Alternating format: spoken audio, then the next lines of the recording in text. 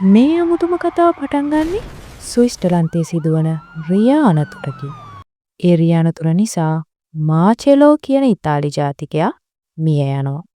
මාචෙලෝගේ මරණය ගැන පරීක්ෂා කරන්න එන්නේ ලුසී කියන රහස් පරීක්ෂකවරිය.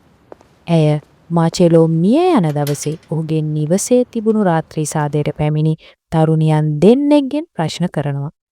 එක්කෙනෙක් යශෝදා. ඇය ශ්‍රී ලාංකීය තරුණියක්. අනිත් කෙනා ෆෙයිත්.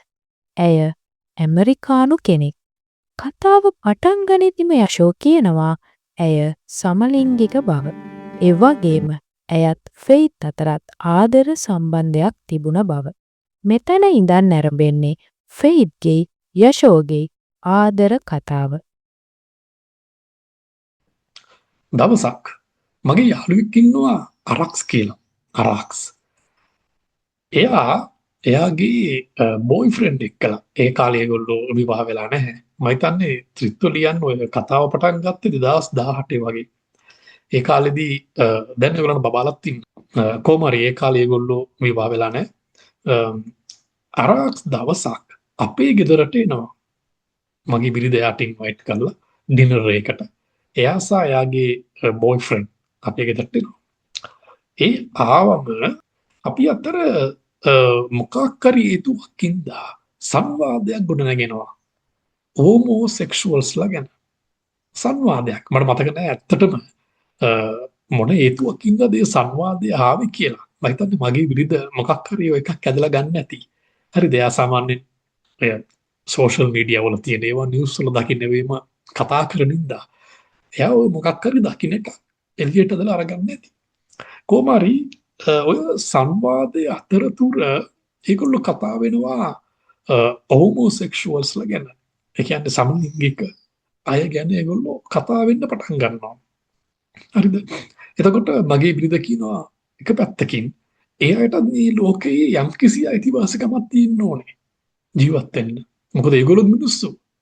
ඒක නිසා ඒගොල්ලන්ටත් මේ ලෝකේ ජීවත් වෙන්න අයිතිවාසිකමක් තියෙන්න ඕනේ අපි වගේම කියලා මගේ බිරිඳ කියනවා. හැබැයි එතකොට අරක්ස් අනිත් පැත්තෙන් කියනවා ඒගොල්ලන්ට අයිතිවාසිකමක් තියෙන්න ඕනේ කියන එක ඇත්ත. හැබැයි ඒගොල්ලෝ ගිහලා මේ මනෝවිද්‍යාත්මක ප්‍රතිකාරයක් ගන්න ඕනේ කියලා. ඒ කියන්නේ අර එයාගේ මනස තුල තියෙන්නේ ඒ සමලිංගිකයෝ කියලා කියන්නේ මෙන්ටල් ඉල්නස් එකක් තියෙන අය. හරි ඒ කියන්නේ අර මේ මනෝ විකෘති තාවයකින් පෙළෙන අය කියලා තමයි එයාගේ මනසේ තියෙන්නේ. හරිද? හැබැයි මගේ පිළිතුර තියෙන වෙනම මේ අයිඩියොලොජි එකක්. කොහොම හරි ඔය දෙන්නා ඒ වෙලාවේ තර්ක කරන්න පටන් ගන්නවා. ඒගොල්ලන්ගේ තියෙන ඩිෆරන්ට් අයිඩියොලොජි එකත් එක්කලා. ඕම තර්ක කර ඉඳිද්දී මම පැත්තකට ලෝක ආගෙන ඉන්නවා. ආගෙන ඉන්නත් බෑනේ ගොඩක් වෙලාවට බෝරින්නේ. ඉතින් නමත් ඕක මැද්දට පැනලා ප්‍රශ්නයක් අහනවා රක්ස්ගේ. ප්‍රශ්නයක්. මන් අහන ප්‍රශ්නේ තමයි කවදාරි දවසක ඔයාගේ දරුවෙක් හෝමෝසෙක්ෂුවල් වුණොත් කවදාරි දවසක ඔයාගේ දරුවෙක් සමලිංගිකයෙක් වුණොත් ඔයා මොකද්ද කරන්නේ කියලා මම අහනවා රක්ස්ගේ. එතකොට රක්ස් දෙනවා හරිම ක්‍රූර උත්තරයක් දෙනවා. ඒක ඇත්තටම හරිම දරුණු උත්තරයක්. මම යාගෙන් බලාපොරොත්තු නොවුන ආකාරයේ උත්තරයක්. ඒ උත්තරේ තමයි එයා කියනවා කවදාරි දවසක මගේ දරුවෙක් සමලිංගිකයෙක් වුණොත් මම මගේ අත් දෙකෙන්ම ඒ දරුවව මරලා දානවා. මං මගේ අත් දෙකෙන්ම ඒ දරුවව මරලා දානවා. ඔය ප්‍රශ්නය ආරක්ෂිත විතරක් තියෙන ප්‍රශ්නයක් නෙමෙයි. ඒක ආගම ඇතුලේ ජීවත් වෙන ගොඩක් අයට තියෙන ප්‍රශ්නයක්. මම කියන්නේ ක්‍රිස්තියානි ආගම විතරයි කියලා. ගොඩක් ආගම්. හින්දු ආගමේ ඒක අභ්‍යන්තරයටම ගිහිල්ලා ජීවත් වෙනා ඉන්නෝනේ. ඒගොල්ලන්ට තියෙන ප්‍රශ්නයක්. අනිත් ආගමෙත් එහෙමයි. ක්‍රිස්තියානි, ඉස්ලාම් ආගම ගැන මම හරියටම දන්නේ නැහැ. කොහොමරි ක්‍රිස්තියානි ආගමේ පවා විවිධ නිකායවල් තියෙනවා. ඒගොල්ලෝ සමලිංගික අයව අතිශයින්ම බැහැර කරනවා. අතිශයින්ම. අනිත් පැත්තෙන් ඕගොල්ලෝ ආලා තියෙන ඉන්දියාවේ සමහර අම්මලා තාත්තලා තමන්ගේ දරුවන්ව ඝාතනය කරනවා. ඒගොල්ලෝ සමලිංගික වුණා කියලා. ඉතින් ඒ අයිඩියොලොජි එකම තමයි අර මේ ඕපන් රටේ ඉන්න හරි මගේ මිත්‍රයා මගේ මිතුරියට තිබුණෙත් මිනිස්සු එක එක විදිහට ඉපදෙනවානේ. ඉපදිලා මිනිස්සු ජීවත් වෙන්න පටන් ගන්නවා. හරි ඉතින් මේමයි කියලා මේ මිනිස්සුන්ගේ ඒ වැරද්ද අල්ලගෙන මේ මිනිස්සුන්ව ඝාතනය කරනවා කියලා කියන එක හරිම වැරදි මතයක්. අනිත් පැත්තෙන් තමන්ගේම දරුවෙක්ව ඝාතනය කරන කොහොමද මිනිස්සෙට කියන්න පුළුවන්? කෙනෙක් සමලිංගික වුණා කියලා තමන්ගේම දරුවෙක් සමලිංගික වුණා කියලා කොහොමද අම්මා කෙනෙක්ට ඉතින්නේ ඒ දරුවා මරලා දාන්න? හරි. ඔය මගේ මිතුරිය ඒ කාලේ විවාහ වෙලා නැහැ. එයා ඒකින්ද කිව්වත් දන්නේ නැහැ. එතකොට අර ඇඟීමක් නැහැනේ. තමන්ගේ කියන හැඟීමක් නැහැනේ. ඒකින්ද කිව්වත් දන්නේ නැහැ කොහොම හරි. හැබැයි එමා ඉන්නවනේ. තමන්ගේම දරුවන්ට මරලා දාන අය ඉන්නවනේ. කොහොම හරි. මේ ඉතින් ඔය කතාව මගේ හිතට වැදුණා මාර විදියට. ඒ වැදිල්ලත් එක්කලා මම එතනින් යට ප්‍රශ්න අහන්න ගියෙත් නැහැ. මට හොඳට මතකයි මේ ප්‍රශ්නයට ආපු මේ උත්තරයත් එක්කලා මම එතනින්ම අයින් කළා දැම්මා. ප්‍රශ්න අහනකත් අයින් කළා දැම්මා. මම හිතන්නේ මම එතනිනුත් යන්නත් ගියා. මොකද මම ආසනය සාමාන්‍යයෙන් මේ වගේ අර මිනිස්සුන් ඒ ක්‍රූර විදියට මිනිස්සු දිහා බලන සමාජෙට මම හරි අකමැති. කොහොම හරි ඔය කතාව සිද්ධ වෙලා කාලය ගියාට පස්සෙත් මට ඕක අමතක කරන්න බැරි වුණා. ගෝහාර ලියලා ඉවර වෙලා තවත් පොතක් ගැන හිතද්දී ඔය සිදුවීම ආයෙමත් මගේ ඔළුවට ආයෙමත් ආවා. මම එදා හිතුවා මම ලියන්න ඕනේ සමලිංගිකයින් කියලා අපේ ලෝකය අන්වඩු ගහන ඒ මිනිස් කොට්ටාසය ගැන. මම ඒකෙන් කතා කරන්න උත්සාහ කරේ මේ සමලිංගිකයෝ කරන කියන හැමදේම හරි කියලා කියන එක නෙමෙයි. මට කියන්න ඕන වුණේ ඒම කොට්ටාසයක් ඉන්නව මේ ලෝකේ. ඕගොල්ලෝ ඒ කොට්ටාසයට අකමැති වෙන්න පුළුවන්.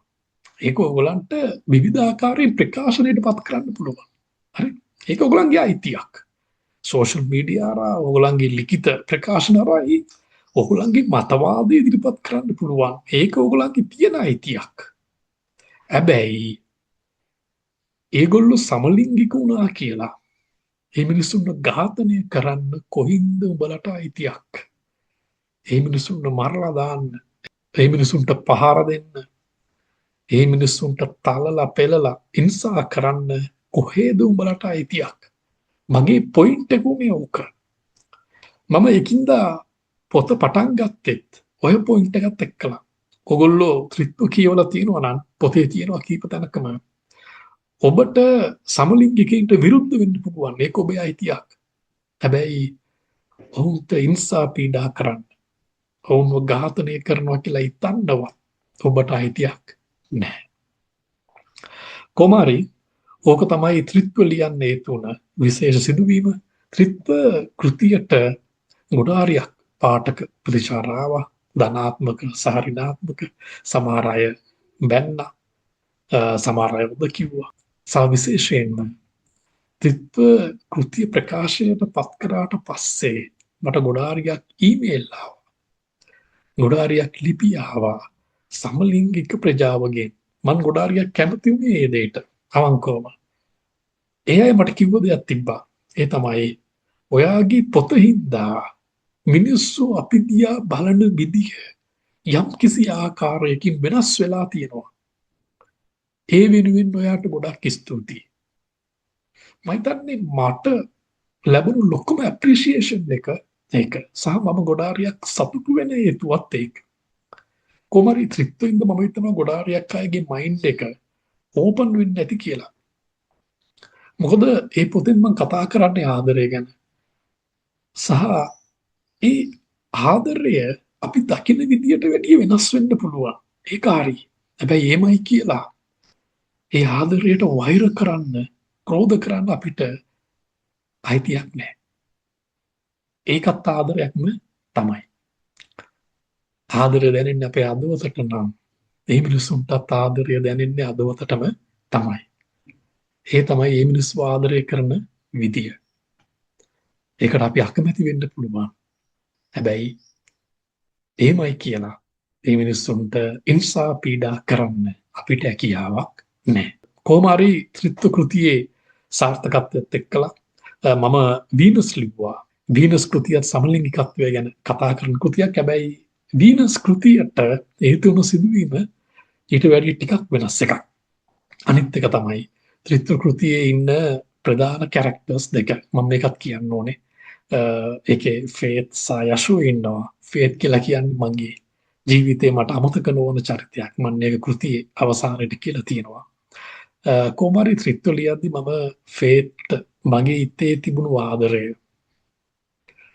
ඒ ආදරය එළියට අරගෙන තමයි මම ත්‍රිත්ව කෘතිය රචනා කරේ. මම හිතන්නේ ඒක ත්‍රිත්ව සාර්ථක වෙන්න ගොඩාක් ලොකු හේතුවක් වෙන්න ඇති.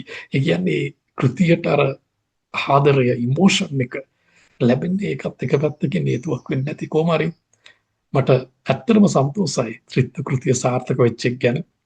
ත්‍රිත්ව මේ වෙද්දී මට මතක නැහැ කීවෙනි print එකද කියලා. කොහොම හරි ගොඩක් අය කියවලා තියෙන කෘතියක්, ගොඩාරියක් විචාර ආපු කෘතියක්, ගොඩාරිය සාර්ථක වුණු කෘතියක්.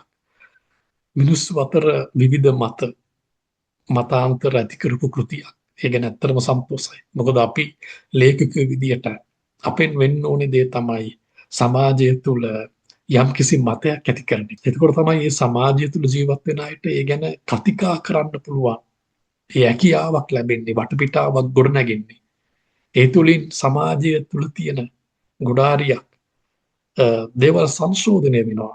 වැරදි නැති වෙලා නිවැරදි දේවල් සමාජගත වෙනවා.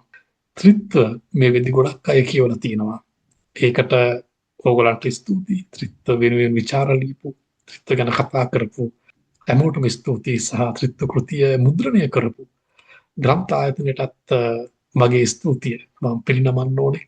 දැන් අපි මේ මොහොතේ මොන විදි සිටුේෂන් එක හිටියත් ඒ අතීතයට මම අනිවාර්යෙන්ම ස්තුති කරන්න ඕනේ. කොහොම හරි ත්‍රිත්ව කියන්නේ මගේ කෘතීන් වලින් මම ගොඩක් ආදරය කරන, අදටත් ගොඩාක් ආදරය කරන කෘතියක්.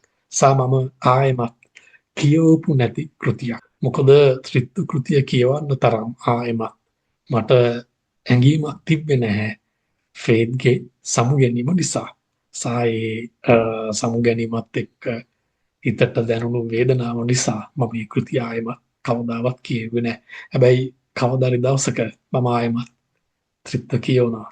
එදාට සමහරක් වෙලාවට ත්‍රිත්ව වගේ තවත් කෘතියක් ලියවෙන්නත් පුළුවන්.